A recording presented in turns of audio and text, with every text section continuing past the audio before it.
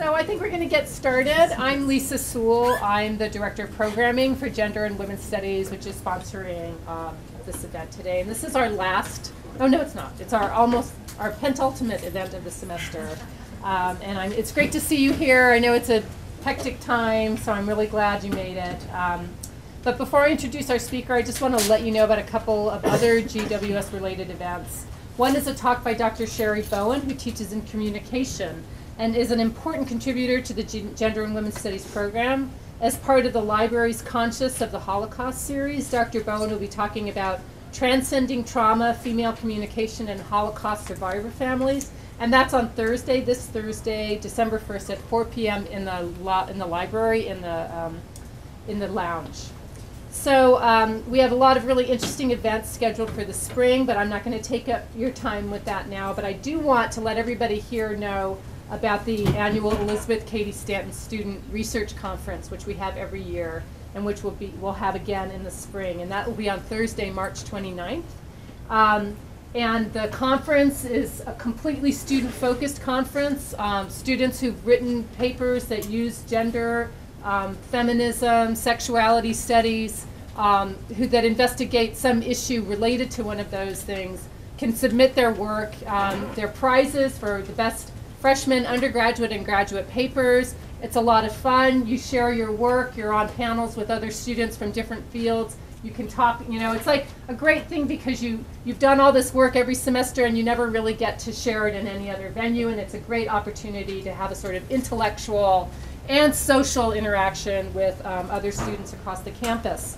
So the deadline for submission is February 27th, and we have the guidelines are on the table there and also available on the Gender and Women's Studies website. So if any of you have written papers of that kind, I hope you'll think about submitting them and sharing your work in the spring. And since this is technically the last official event of the semester, I wanted to make a point of thanking two people who have assisted me all semester long with the programming, and that's my graduate research assistant, Laura Freeman. I don't know where Laura went. There she is. And our administrative assistant, Joyce Harden. And I just wonder if you could all join me in giving them a round of applause. I couldn't have done anything without them this semester. They've been totally essential to the success of the program. So I just wanted to say thank you. Our speaker today is Dr. George Dowdall, and he's a professor of sociology at St. Joseph's University. His research and teaching interests include mental health, substance abuse, and research methods. He has received university awards for both teaching and research, and has held fellowships from the National Endowment for the Humanities and the National Institute of Mental Health, and has previously held positions at UCLA, Brown, and Harvard. He was also the American Sociological Association's Congressional Fellow in the Office of Senator Joseph Biden, and helped to prepare the Senator's report, Excessive Drinking on College Campuses. Dr. Dowdall's most recent work, College Drinking, Reframing a Social Problem, has received acclaim from many critics for its new observations on the problem of college drinking and for its plausible solutions to this persistent and ever-growing issue. Susan Jones, the assistant editor of the Journal of College Student Development, writes, Dowdall has provided the reader with an excellent instrument for not only understanding the complexities of college drinking, but also how to develop prevention programs to address the complex social problem. Not only does this book expose a new way of approaching the growing social implications of college drinking, but Dr. Dowdall also succeeds in bringing this information to various groups affected by this widespread problem. If there is here I'm quoting another review, if there is a book that can reach all interested audiences, college administrators, governmental policymakers, practitioners, scientists, parents, and students, Dowdall's book seems to do it. Readers of varied backgrounds should come away with useful information and suggestions for change. One of the factors Dr. Dowdall addresses, and the reason the Gender and Women's Studies program was so interested in bringing him to Villanova, is that of gender and how the many social implications of the college drinking problem cannot be divorced from the greater reality of how men and women are viewed and function in society. So please join me in welcoming Dr. Dowdall to Villanova. Thanks very much. That was a wonderful introduction, and I hope I deserve even a part of it, but it's a real pleasure to be here at Villanova, even if I'm parked illegally, and if you see any flashing lights, I'll rush up and take care of that. Villanova is a terrific university, as I think you all know very well, and a pleasure to be here. I know Villanova primarily through a wonderful friend of mine who was a professor of biology here for many years, Bill Marks, and sadly died some time ago, but he was a glowing fan of Villanova and just spoke so highly of it. It's just an honor to be here. I'm going to talk a little bit about gender and college drinking, and I emphasize the talk. I have plenty of slides, but I'm very happy to walk away from them. I want to make sure I end my presentation with enough time to ask you if you have comments or criticisms or observations. In the past, I've had the opportunity to talk about this at a number of colleges and universities, and I always come away learning something new about a field that I supposedly have read a lot in and done some work in. But it's the kind of field that doesn't lend itself to being studied by a single discipline very well. And I know many of you are gender studies people and probably have absorbed the notion of a multidisciplinary approach to understanding complex issues. Myself, I'm kind of split in two. I'm part sociology, my home field, and part public health. And the book that I wrote summarizing this research, a very small part of the research mine, most of it by many other people, is split between social science and public health. The social science part is about the construction of a social problem and why universities like Villanova or anyone else across the thousands in this country would be concerned with the use of, or possibly the abuse of alcohol by their students.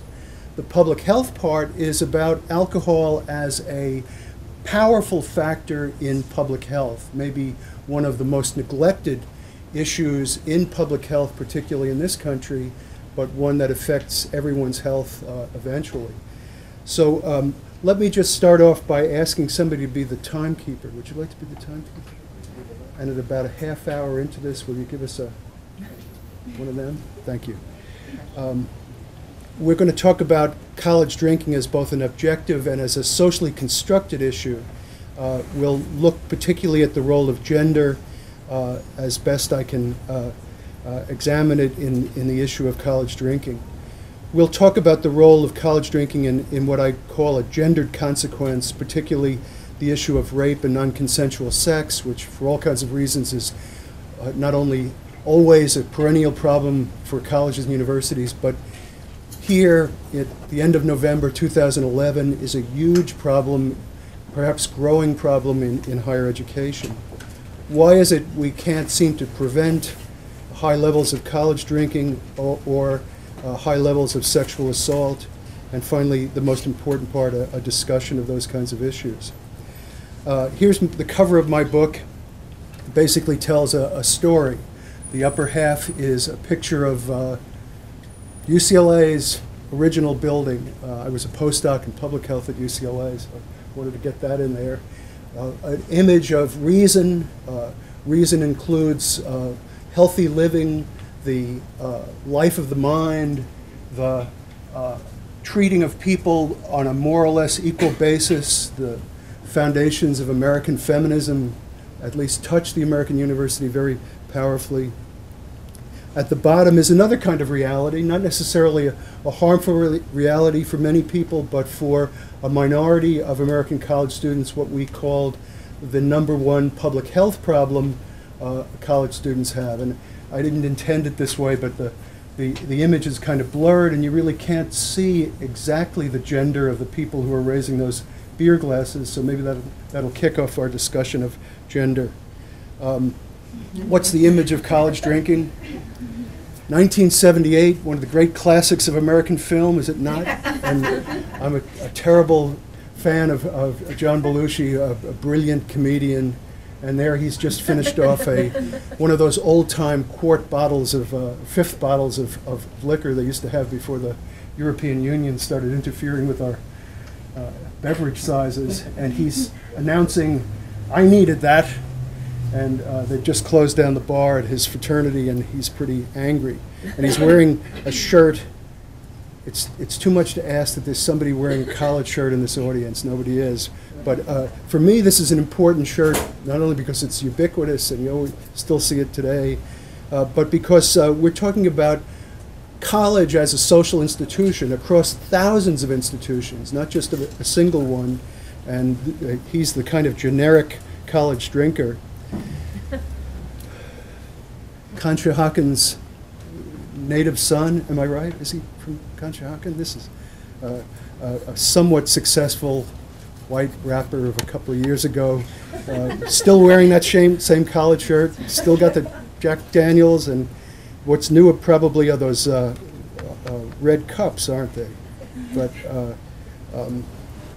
things don't change very much. Here's a cartoon from the New Yorker a couple of months ago. It's the stress of freshman year, sir. Does it look very stressful to you from where you're sitting? The cop looks a little bit doubtful. There's another reality. Here's a student who, a St. Joseph's University student who died some years ago with using alcohol and drugs excessively. And that's the reality for what? About 1,800 college students across the country every year, according to one estimate we'll talk about in a minute.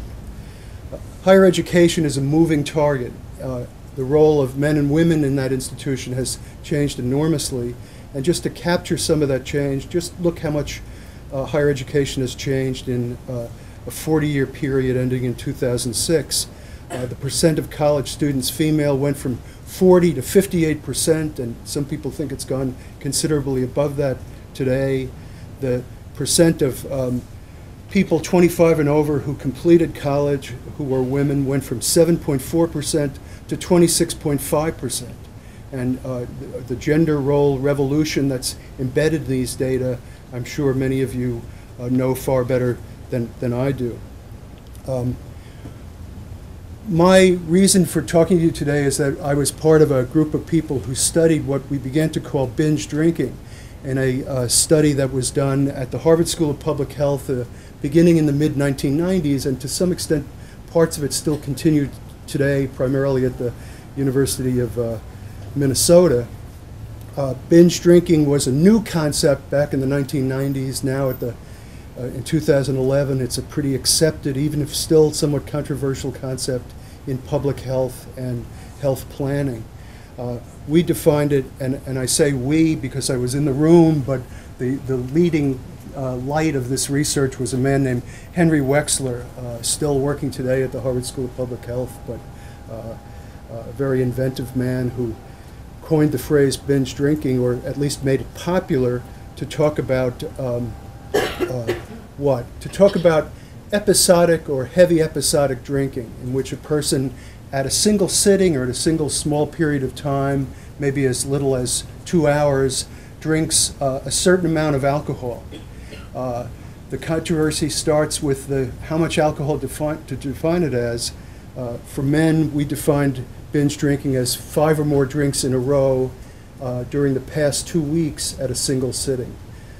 For women, we took into account the fact that women biologically process alcohol somewhat differently, have smaller body mass, different roles in society, and we set the level of binge drinking equal to 4 drinks in a row over the past 2 weeks at a single episode. With that definition in mind, roughly 50% of male college students and roughly 40% of female college students, about a 10-point difference, were defined as binge drinkers in the original study published in 1994 in the Journal of the American Medical Association.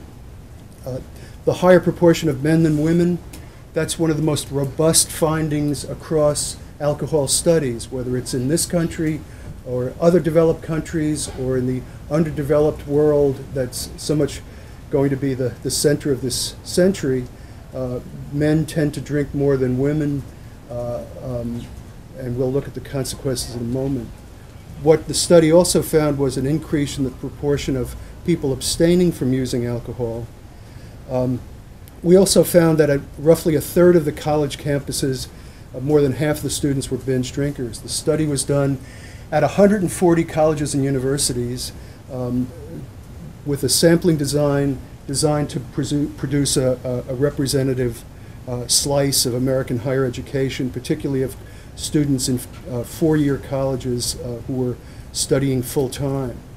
And we found that high binge campuses, or heavy drinking campuses, the term that's more likely to be used in the current research, have a much higher rate of secondary binge effects, serious accidents, and fatalities. Frequent binge drinkers were defined as students who had 3 or more episodes of binge drinking within the past 2 weeks. I realize I can't pace because of that microphone, so I'll just have to move my head and see if I can catch your attention this way. Frequent binge drinkers, roughly 20% of the students in the sample, had 3 or more episodes within the past 2 weeks of binge drinking. Even though they're only 20% of the students, they consume almost 70% of the alcohol used by college students. They have roughly half of the reported alcohol problems, and many of them matched the American Psychiatric Association's criteria for having matching a diagnosis of alcohol abuse. Why the 5-4 definition of binge drinking? This is a chart that sort of shows you the cumulative percentage of students who reported one alcohol-related problem, missing a class as a result of drinking alcohol, by the usual number of drinks per occasion in the past month. And if you look closely at the way the two curves go, women attain the same kind of problem level as men do, with a somewhat lower number consumption of drinks. We found this across 12 problems and a accumulation of those problems, and decided that the definition of binge drinking as 5 drinks for men, 4 drinks for women fit the data as we gathered it then in the mid-1990s. The definition's been very controversial, but curiously enough, the gender-specific argument in this research hasn't been controversial. People don't seem to make much of that. They get very annoyed at the notion that you can draw a line at 5 or 4 drinks and say above that line problems start to happen. One of the most important findings of the study was how much variation there was across colleges. Again, of the 140 colleges in the study, some of them had binge drinking rates approaching 0. At least one major American university met that match. By contrast, roughly a third, as we said before, have binge drinking rates above 50%. Before we go any further, like a lot of social problems, it's hard to resist the temptation to study the extremes of the distribution. So there's been an awful lot of research, including the work we did, that's about the tail, the high-end tail of this distribution, about students who binge drink extensively, and about the kinds of problems that are associated with the drinking. It's much less research about the middle or the lower part of the distribution of colleges.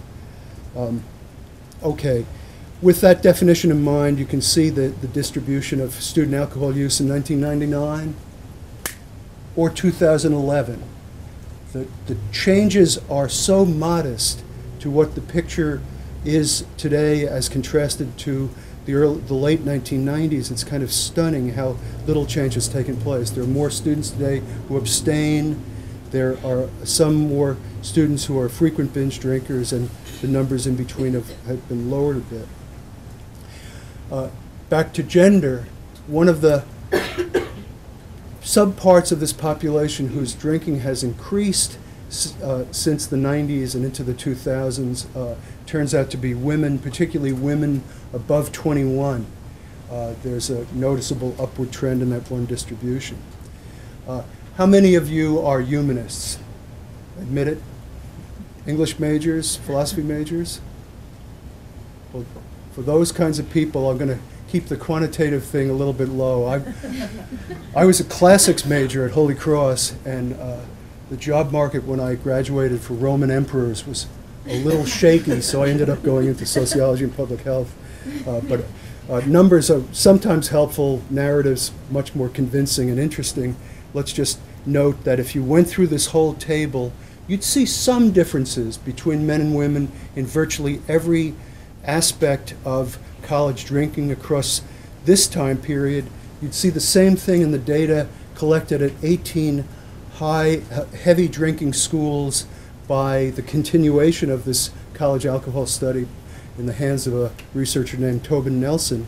But the differences wouldn't blow you away. They're there, but they're not huge differences among American men and women in the 21st century.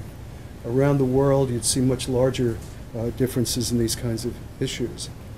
You'd also see that there's a clear gradient, such that with every step up in level of drinking, from non-binge drinker to occasional binge drinker to frequent binge drinker, the number of people reporting alcohol-related problems goes up each step. So whether it's miss a class or getting behind in schoolwork or having arguments with friends or having unplanned or unprotected sex, students who are frequent binge drinkers have more of that kind of problem to report than students who are non-binge drinkers, and in some cases they're very substantial differences. Each one of these has a gender story as well, although with the exception of the ones about unplanned and unprotected sex, the differences are not striking. Those differences are kind of striking, and we'll turn to them in a moment. We also, borrowing from the notion of secondhand smoking and its consequences for people's health, looked at secondhand binge effects, as we called them, being insulted or humiliated. If you're a student on a low binge campus, you're going to experience that a lot less than if you're a student at a high binge campus. The same with these other kinds of consequences. Whether or not you yourself are a binge drinker, if people in your environment binge drink, these problems tend to go up significantly. A lot of things shape drinking. Americans are great at looking at individual factors and maybe sometimes ignoring structural or behavioral issues beyond the individual level. So we tried to put together a list of factors that might influence college drinking, and in fact there is a little tiny bit of research about a genetic component to binge drinking. It was done a couple of years ago by the lead research agency in Washington. And there's plenty of research emerging now about the influence of factors that are pretty far from a college campus or college community, like the impact of state laws and a policy about using alcohol.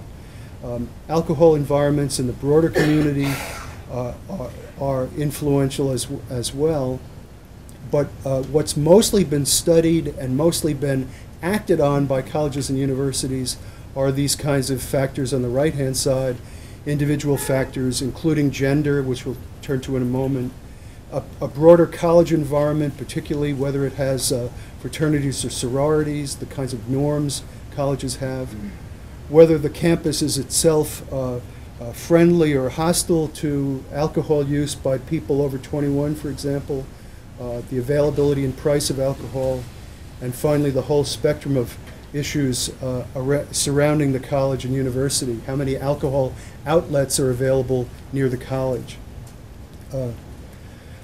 When we, and brace yourself for this, all my fellow humanists, just a moment of quantitative stuff, an attempt to sort of put together a model for what is associated with college student binge drinking.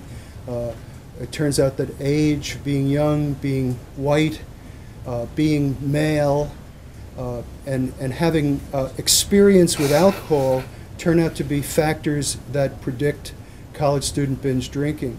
But you notice that some of the factors that are the most powerful are about the environment of drinking on a college campus, like whether or not a student is a resident of a fraternity or not, or whether he has used other kinds of substances other than alcohol, marijuana and cigarettes, for example.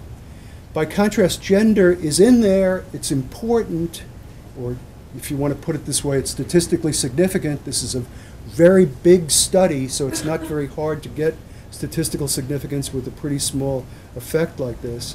But it's just one of many factors. Gender studies people will probably start thinking about how each one of these issues is shaped in a way by gender itself. So it's not by any means a simple kind of issue. Okay. Over the long haul, this is from 1980 to 2006, there's been remarkably little change in the number of students who are binge drinkers. This is a completely different study with some pluses and minuses, the biggest plus being that it's been done continuously over a long period of time. And it seems to show a kind of what? Would you say a little bit of a decline in binge drinking among male students, the ones at the top, and if anything, possibly a tiny increase toward the end of the series in female college students. In any case, the point you can also walk away from this is there a gender gap in binge drinking? Absolutely, right? There, like every other population I know about, women use alcohol less than men do in this particular instance. But the gap is not immense, and by 2006, you can see that it's not that terribly far apart, the difference between men and women. The most recent update notes that there's been a small uptick in the number of students who binge drink, drive while intoxicated, and even the number of students, sadly, who die of alcohol-associated issues. Binge drinking itself rose a tiny bit, according to the leading expert in this field. Unintentional alcohol-related injury deaths increased significantly. Driving under the influence went up slightly. And the researcher concludes colleges and communities are not taking the necessary steps to implement effective programs, putting students who drink at risk.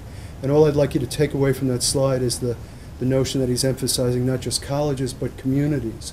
That there's been a shift, particularly in the last couple of years, toward a broader view of this kind of issue. Stop for a second, walk over here and get some water. It's okay. Any questions so far? Are we still okay on the time? Yes. We could spend a lot of time talking about the gender issues in college drinking that show men and women as not so different in consumption or in patterns of use or driving under the influence or other kinds of issues. I thought it would be helpful to turn to the one issue that is powerfully gendered and that is changing right before our eyes, the issue of alcohol and violence.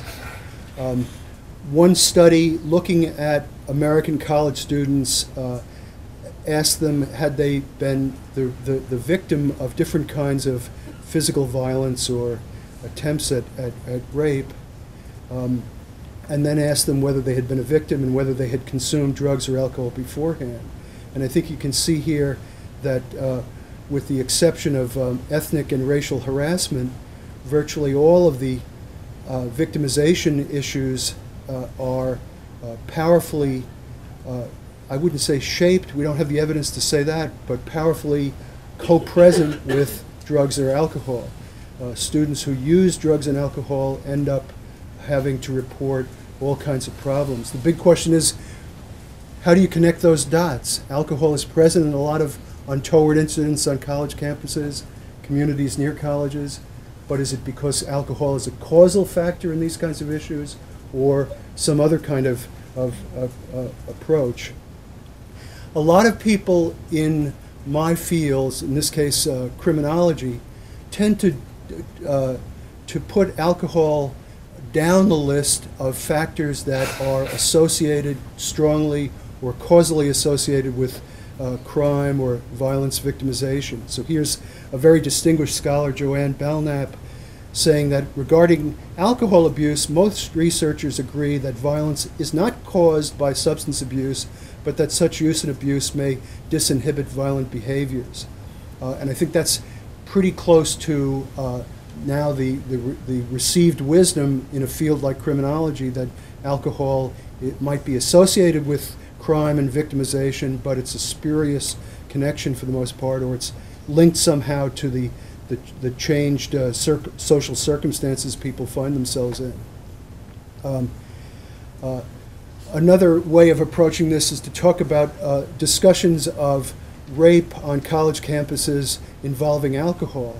And just a couple of weeks ago, at least for me, one of my great sources of insight into gender issues. The great work, Our Bodies, Ourselves, came out in a brand new edition, and I was really looking forward to reporting to you about how the new edition of Our Bodies, Ourselves treats alcohol and college alcohol issues as contrasted to the 2005 edition, only to discover that the whole chapter on alcohol and drug use that was in the 2005 edition isn't in the new edition. It's like alcohol has become an even smaller part of the discussion of women's health that's in Our Bodies, Ourselves. And I have to say, I'm a big enough fan to have gone to receptions for the new Our Bodies, Ourselves, and just use it in a whole bunch of courses and think the world of it. But here you have a discussion of how the concept of gray rape may be viewed by some people looking at the alcohol-violence connection. Anti-rape activists have worked for years to make date or acquaintance rape understood as the crime that it is. Then in 2007, a Cosmopolitan article, A New Kind of Date Rape, stirred the waters by asserting that gray rape falls somewhere between consent and denial and happens owing to casual sex, hookups, missed signals, alcohol. And in effect, this gives help to victim blamers. The quote goes on to say, it makes us easier for us to blame ourselves and for others to blame us for all but the most obvious sexual assault. Gray rape is really date or acquaintance rape with a misleading name. That's a pretty strong statement, but it also echoes the notion that alcohol use by perpetrator or victim is simply not a major causal issue when looking at this very serious issue that sometimes is associated with alcohol on college campuses. It goes deeper. Here's the recent announcement of a series of Office of Violence Against Women grants to reduce sexual assault on campus, and it captures this notion about diminishing the role of alcohol very well, it seems to me. Rather than acknowledging the role of social norms, one of the most frequent explanations offered for violence against women on campus is substance abuse by men and women, particularly alcohol abuse, disproportionately high among college students. However, although substance abuse may be important and all too frequent exacerbating factor that contributes to violence, it does not cause these crimes and is never an excuse for sexual assault or any other act of violence. Perpetrators of sexual assault, domestic violence, dating violence, stalking who are substance abusers have two distinct problems: abusing alcohol or drugs and committing violence against women, requiring two separate solutions. Addressing substance abuse will solve only the substance abuse problem. Violence against women will continue to exist because of beliefs and attitudes. So it recommends proposals that focus primarily on alcohol and substance abuse won't be supported under this grant program. And I just simply want to show another side to this argument using some data that was generated by the college alcohol study. In this study, we took data from the three survey years, 1997, 1999, and 2001, which is the last survey done of the full college alcohol study. And a bunch of us, you see the co-authors include Henry Wexler at the tail end, Mary Koss, the psychologist who has probably almost created the study of acquaintance rape back in the 1980s, and two of us who played other roles in the study, looking at these data. And this turns out to be, as far as we know, the largest study ever done of rape among college students. It used a series of questions, unfortunately only asked of women, one of the flaws in the study if you ask me. But here it is. It says a series of questions taken from Mary Koss's research on sexual experiences and how to study them with survey techniques that shed light on whether a person has experienced non-consensual sex as the result of being intoxicated, she was too drunk to give consent, or too stoned to give consent, whether she was physically forced to have non-consensual sex, or whether she was threatened to have non-consensual sex. It ends up being a question asked of students in the spring semester about whether they've experienced any of these kinds of parts of non-consensual sex since the beginning of the school year. So it's a period of maybe 6, 7, 8 months, not an exact calendar year. And it shows, as the bottom lower left-hand corner number presents, that almost 5% of American college women, these are four-year full-time college women, have experienced non-consensual sex, or what a district attorney would call rape, since the beginning of the school year. Roughly more than 70% of the students who experienced rape reported that it was rape as a result of intoxication. So the study sheds light on how large the amount of violence against women actually is that has a substantial basis in heavy alcohol use. The study also went on to look at the correlates of high risk, again being young, being white, residing in a sorority house, thereby having a network of people that includes a lot of fraternity house residents as well, having used illicit drugs, drinking heavily in high school, and most importantly for us, understanding the issue here of attending a college with a high rate of binge drinking as a major contextual factor influencing the risk of non-consensual sex. And we say in our conclusion of this paper, what are the implications for prevention? Maybe I should start in the middle and say the person who commits rape is, of course, responsible in both the legal and the moral sense, and we have to view rape from that perspective. But college prevention programs must give increased attention to educating male students that one of the first questions they may ask about themselves before initiating sex with a woman is whether she's capable of giving consent. College women must be educated for their own protection, that intoxication is a stop sign for sex. College women need to be warned not only about the vulnerability created by heavy drinking, but also about the extra dangers imposed in situations at a high binge or a heavy drinking college where many other people are drinking heavily. The person who commits rape is, of course, responsible, as we noted before, but for purposes of prevention, identifying the factors that place women at increased vulnerability to rape is also important. Well, by itself, that's an important finding, it seems to me. But just a few weeks ago, a paper was published that it seems to me closes part of this argument. A paper called Reporting Rape in a National Sample of College Women, telephone interviews with 2,000 women at four-year colleges. 230 of them experienced rape. The research design is very similar to the work I just cited, Mary Koss's formulation of how to ask survey questions without using the word rape to capture the experience of non-consensual sex. 16% of those forcible rape victims were reported their rape to law enforcement officials, campus or local. And that itself is stunningly low, but it's not surprising, right? People have known for a long time that rape is one of the most underreported crimes for all kinds of reasons. What's novel about this study is it goes on to say that only 2.7% of incapacitated rape or drug or alcohol facilitated rape victims reported their victimization to law enforcement. That the authors of the study note that this reporting difference or gap, which is pretty huge when you look at those percentages, reflects a broad cultural definition of rape. So women probably feel more comfortable reporting the classic kind of forcible rape to college or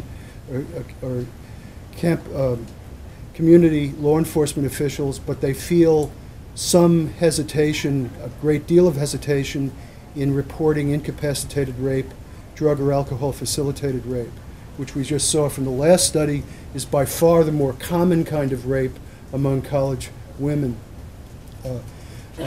And to make things even worse, college women of roughly the same age report rape at lower rates than do community samples.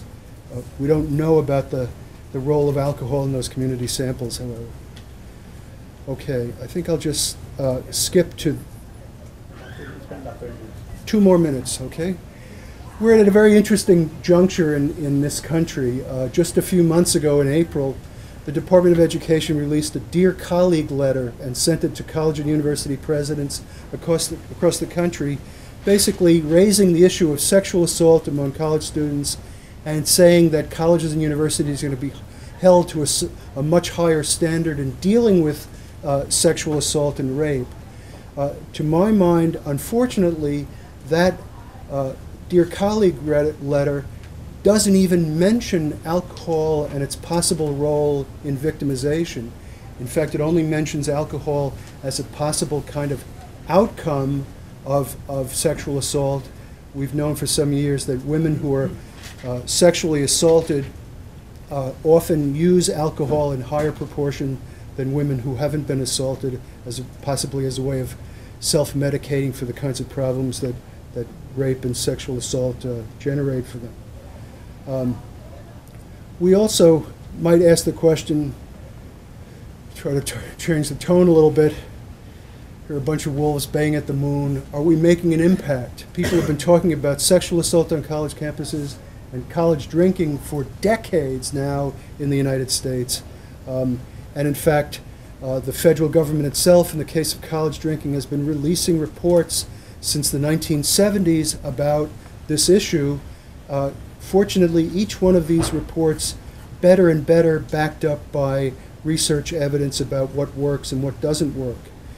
Back in the early 2000s, the National Institute on Alcohol Abuse and Alcoholism came up with a very powerful formulation of what kinds of interventions worked among college students, more precisely, what kinds of interventions had been absolutely demonstrated by pretty high-quality research to work among college students, what worked among general populations, what approaches were promising, and finally, what are ineffective. In the ineffective category, the educational programs that most colleges and universities mostly use to deal with alcohol issues. There's more evidence accumulating about things working in certain kinds of ways, but the big take-home message I want to leave you with is that the evidence that this powerful task force in the early 2000s brought together about what would work and how it would work to deal with college drinking, I wouldn't quite say it was ignored, but it certainly wasn't implemented at the level that would have made a change in actual process alcohol use. So what prevents prevention? Can we improve the safety of college students without dealing with substance abuse? Can we deal with substance abuse without improving campus safety and security? We have to things have gotten more complex. We have to deal with the non-medical use of prescription drugs as well as alcohol, as well as illicit drugs. And we have to look at alcohol issues as part of a whole set of issues that American universities simply just are not set up to deal with head-on. They cover too many different areas of the university's organizational chart. You can't flunk, enforce, arrest, or treat your way completely out of these kinds of problems. It's also clearer that colleges alone can't deal with substance abuse controls, but we have at least some reason for optimism in that there's more and more evidence about what does work. Let me just conclude by saying one of the first outcomes of the Affordable Care Act, the healthcare reform in the United States, has been putting a few more resources in the strategies to try to prevent major health problems.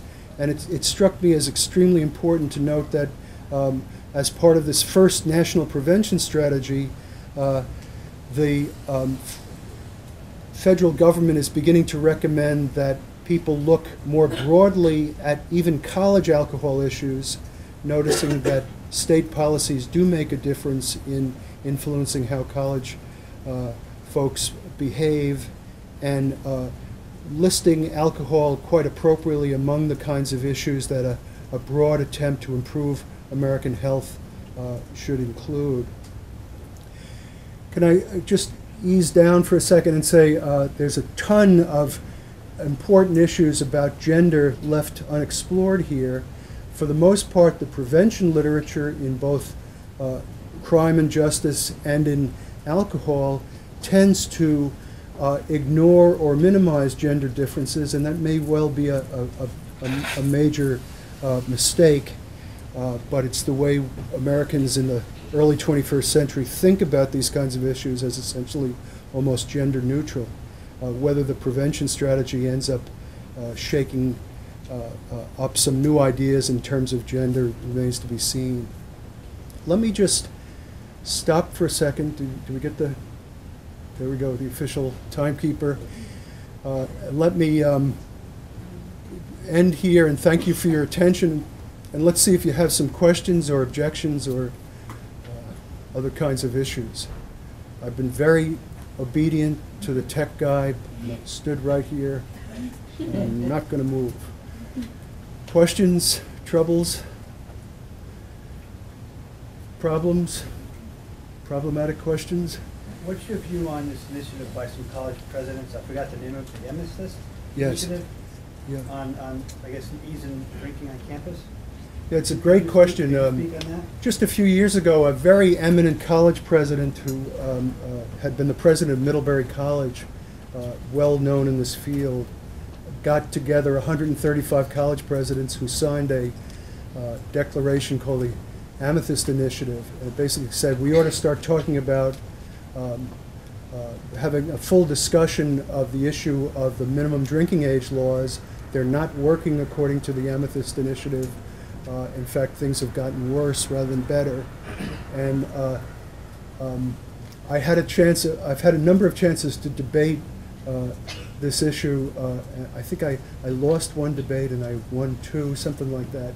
And I think the lost debate was due to lack of coffee, I'm pretty sure. What side were you on?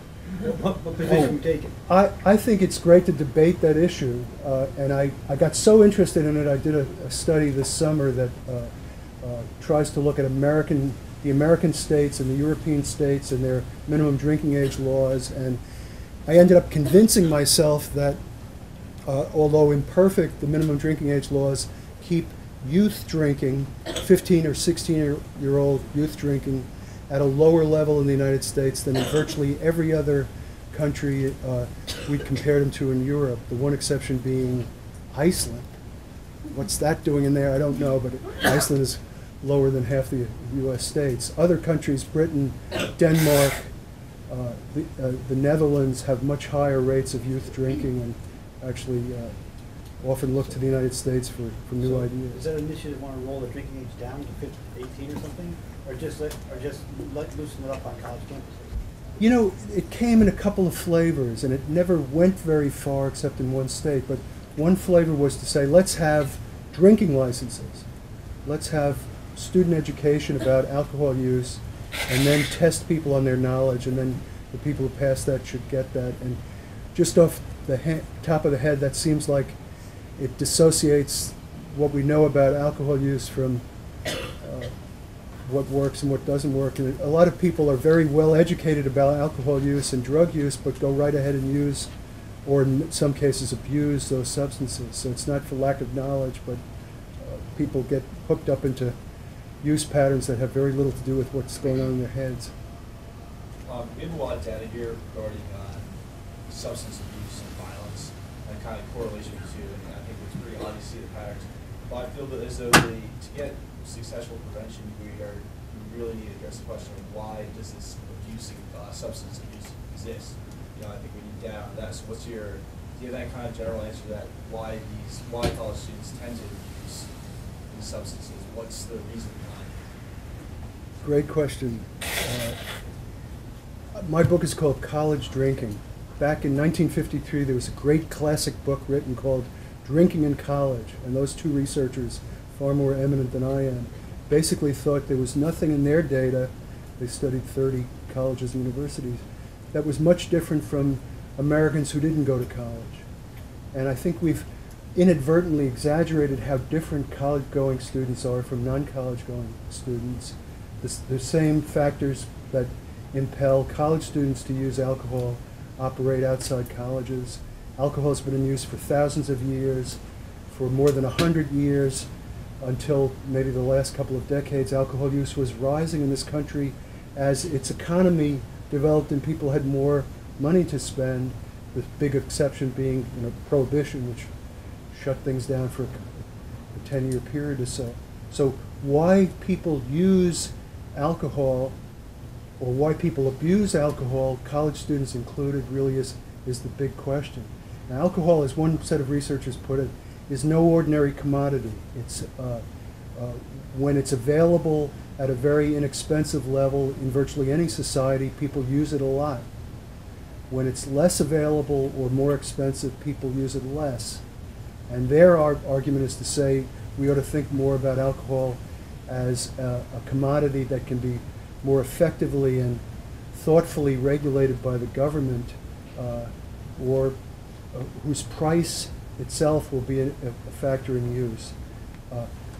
I try in my book to kind of cover all of the arguments, and there's a powerful set of arguments about why some kind of people are predisposed to abuse alcohol.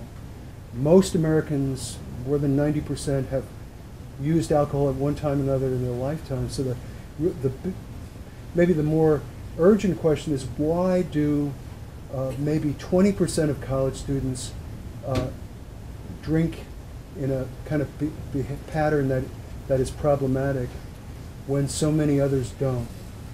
Am I making any sense? I should have filled this up with coffee. Any comments or questions?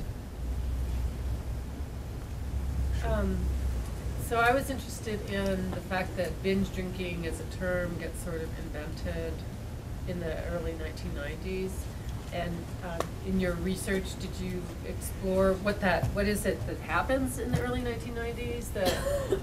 Because I guess one of the obvious points here is that there's drinking and then there's drinking, right? And I think that everybody is aware of this problem of, excessive drinking, and that leads to, these deaths and terrible. Yeah.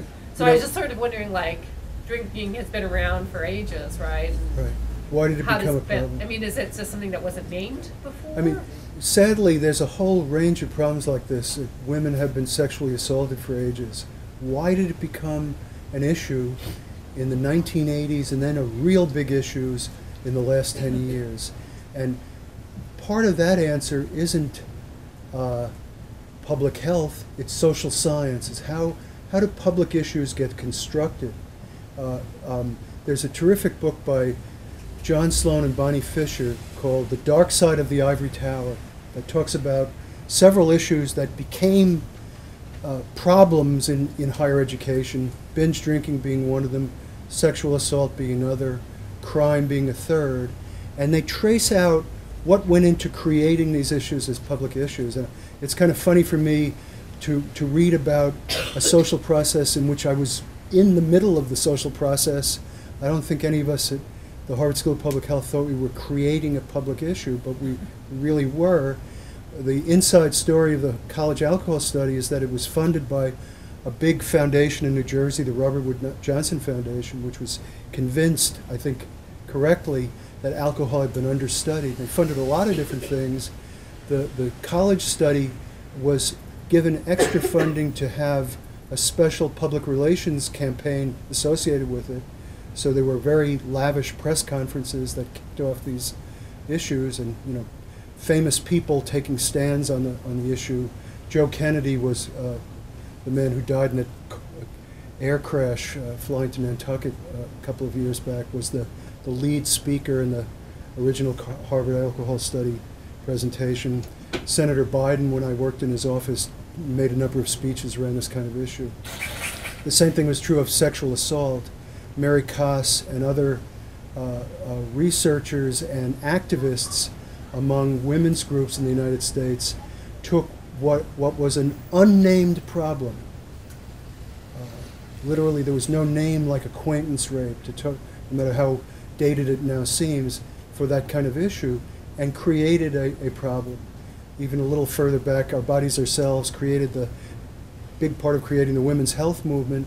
Who knew that women had separate health problems than men did, or were being misinformed about their bodies and about their sexuality and other issues until the movement took off. So there's a whole social science and history side to this issue I try to get to in my book about why did that happen. I think the way these things come together is that universities and colleges expanded so hugely in the 1970s, 80s, and 90s, where once they were small, independent undergraduate schools, they're now major universities. The problems in living, in staffing, and in managing these brand new communities that have become as big as small cities. We've gotten this far in this room without saying Penn State, right? But Center County in Pennsylvania is a huge county because of Penn State, and the daily living problems and the change in routine activities if you're a criminologist, or the change in health risks if you're a public health person, that happened as the universities expanded, I think, are part of the key to understanding that. Yeah, I guess I wondered if you could talk about how ritualized college drinking seems to be. In other words, it's almost like a system is in place in which students drink 4 nights a week or whatever, and it almost takes on a kind of a social structure of its own, which is, I mean, partly I guess it is the economics of the availability of the alcohol, but also just it seems to be a kind of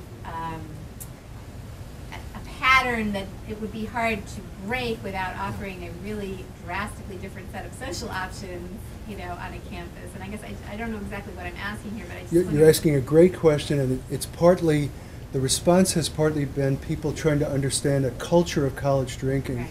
that is not uniform, because at a lot of colleges it's simply not present, but at some colleges, these heavy drinking colleges, high binge colleges, is found to a significant degree, and the data show that kids arrive on a college campus and with a couple of weeks they've changed their behavior patterns, usually upward, to meet the expectations of the campus they're at. There are several great and not so great studies that are trying to look at those kinds of issues. The one that I would recommend the best is Katie Bogle's book, Hooking Up, which spends a lot of time trying to think through how this sexual script, as she describes hooking up, is sort of integrated with moderate to heavy alcohol use. And she's not trying to say it's simply caused by that, or it causes the alcohol use, so much as that they fit together, like parts of a culture fit together. And another book that came out quite recently is called Getting Wasted. It mostly seems to be about Miami of Ohio, a big public university with a very high level of drinking. And it does a pretty good job of trying to explain how a culture has its own set of supports, including other students who take care of you when you're drunk sick and get you through the week, and how what some people would interpret as very negative events, like a crashing hangover, become part of the solidarity of being part of this group, and things are good. And I have a lot of troubles with parts of Getting Wasted, but it does a very good job of explaining this tail end of the distribution of colleges, of what a heavy drinking college is like. Give you a better ethnography, University of Pennsylvania, a study by David Grazian, sociologist at Penn. He asks his students to write up their adventures in nighttime Philadelphia. And I happen to live in the area where most of the bars that the Penn students are going to are at, and it's amazing to find out the kind of social construction that goes into making a night of it, trying to hit on those 32-year-old lawyers at the Continental, and that doesn't go anywhere, and on and on and on. It's a fascinating study and very rich and filled with insight. So is there a college culture at some colleges? Absolutely. Is there a set of institutional and organizational props that make that an appealing, self-sustaining kind of life? Fraternities and sororities, and the integration of college sports into a way of life, the kind of lower level of academic achievement that might be part of the kind of issue. The terrific book out now called Academically Adrift that takes a close look at what college students learn or don't learn in their first couple of years of college, and talks a lot toward the end about the issue of a kind of college culture that maybe undercuts learning. Did I get anywhere with these answers? Yeah. You know, it's funny, only just a few years ago there weren't these clear descriptions and analyses of college culture. The NIAAA report back in 2002 sort of was winging it about how, you know, we can't seem to explain the persistence of this without invoking the notion of culture, but there was very little evidence at that time. Now there's a much solider base. Are you familiar with research about the impact of colleges that have amnesty programs that allow people who are binging to seek help without getting in trouble administratively? I'm wondering if that lowers the death rate or whether there's been any research about that? You're asking a great question, which one of the ways this field has shifted a lot, particularly in the last few years, is that people now want good, solid research. They won't just accept plausible ideas that sound like they might have an effect on college drinking, and then probably don't. In the little bit I understand the area of sexual assault, there's somewhat less amount of evidence about how the interventions actually affect the likelihood of sexual assault. But to answer your specific question, I can think of anecdotes. I can't think of a study the anecdote would be a very high-level person at the University of Pennsylvania talking about how their mission is to save lives and protect the lives of students, and they'll do pretty much anything reasonable to guarantee that students pick up a phone and call in if somebody's passed out. And they have I forget the numbers, it's huge, something like 800 students are now part of an ambassadors program at the University of Pennsylvania that tries to head off untoward alcohol abuse incidents and call up the authorities. I think St. Joe does a similar kind of issue. It tries to get across the word that you're not going to be held accountable merely for reporting something in which you were a participant. I wish I knew a better answer, but I'm about to do a second edition of this book, and I've got abstracts of 750 articles that were published in the last 5 years, and God, how am I going to do that? And somewhere in there may be an evaluation, I'm just not aware of it. For your information, there's an outfit called the Higher Education Center, just put that into a Google search box, that does a great job of pulling together what's known about college drinking kinds of issues and does a nice summary of all of the evidence that's out there.